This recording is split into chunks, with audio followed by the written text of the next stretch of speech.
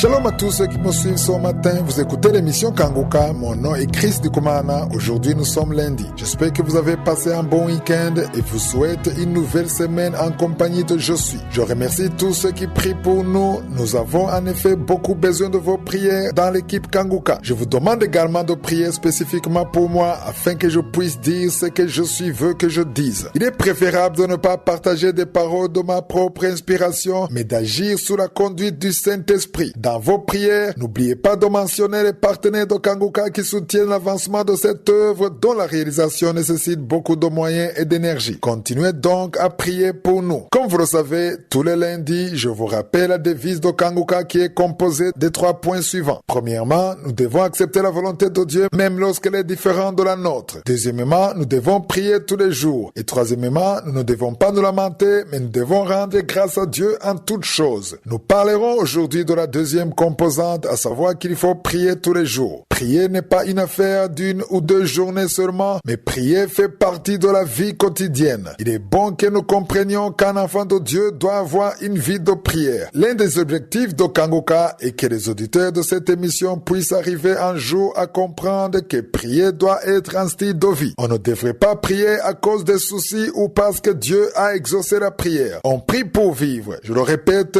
on prie pour vivre. De la même façon qu'on respire pour vivre, tu devrais prier de la sorte pour vivre. Que signifie vivre? Vivre signifie vivre dans le plan de Dieu. Tu ne peux pas vivre dans le plan de Dieu si tu ne pries pas, car beaucoup de choses te feront blocage et te détourneront de la voie de Dieu. Tu fréquentes une église, il est vrai que tu es né de nouveau. Toutefois, si tu ne pries pas, il y a beaucoup de choses qui n'avancent pas dans ta vie. La personne qui prie acquiert de la force. La force d'un enfant de Dieu se trouve dans la prière. La prière est assimilable à une guerre. Il faut te sacrifier pour prier. Dans 2 Corinthiens chapitre 10 verset 3, il est écrit que si nous marchons dans la chair, nous ne combattons pas selon la chair. Quand bien même nous sommes faits de chair et de sang, notre combat en tant que chrétiens ne se fait pas au niveau de la chair. Le verset 4 dit, les armes avec lesquelles nous combattons ne sont pas charnelles, mais elles sont puissantes par la vertu de Dieu pour renverser des forteresses. Cela veut dire que nos armes sont assez puissantes au point de renverser des forteresses. Le verset 4 précise que ce sont des armes assez puissantes pour renverser des forteresses. Il s'agit ici d'un langage spirituel. Cela veut dire que la prière est une arme très puissante. C'est pourquoi quand je sais qu'une personne a une vie de prière, qu'elle prie tous les jours, qu'elle prend du temps pour prier avant de quitter sa maison, mais non pas la prière active que j'appelle prière sous le drap, qu'on fait le matin à son réveil ou la nuit avant de dormir juste pour te faire croire que tu as prié sans que tu aies pris du temps pour parler suffisamment avec ton Dieu. La personne qui mène cette vie de prière ne m'inquiète pas du tout parce que je sais qu'elle est protégée. À toutes les personnes qui prient tous les jours en vérité, à toutes ces personnes qui prennent du temps et parlent suffisamment à Dieu, non pas à la hâte quand elles s'habillent pour sortir. Ici, je parle de ces prières où tu deviens calme et tu dis, Dieu, je veux parler avec toi. Je veux converser avec toi. Pour la personne ayant une telle vie de prière, je n'ai jamais d'inquiétude à son égard. Quand bien même elle traverserait une situation difficile où tout semble aller mal, si elle prie en esprit et en vérité, ne vous inquiétez pas pour cette personne, car je suis son Dieu prendra soin de cette personne. Ces prières sont en effet une arme très puissante qui peut renverser des forteresses. Il n'y a rien qui puisse leur barrer la route. Même au milieu de tribulations, l'intercesseur qui persévère dans la prière sans se lamenter sera tôt ou tard délivré de ses problèmes et en sortira fortifié. En ce qui me concerne, je m'inquiète pour la personne qui traverse des difficultés ou des épreuves alors qu'elle ne prie pas. Je me sens concerné pour elle car elle a besoin d'une assistance. Toutefois, s'il y a une personne qui malgré les difficultés continue la prière, ne t'inquiète pas pour elle. Au contraire, rends plutôt grâce à Dieu pour la personne. Car lorsque tu es un intercesseur, qu'importe l'intensité des difficultés auxquelles tu fais face, Dieu reste toujours avec toi. Tu t'en sortiras vivant parce que tu as cru en Dieu et que tu as des armes plus puissantes que celles de l'ennemi.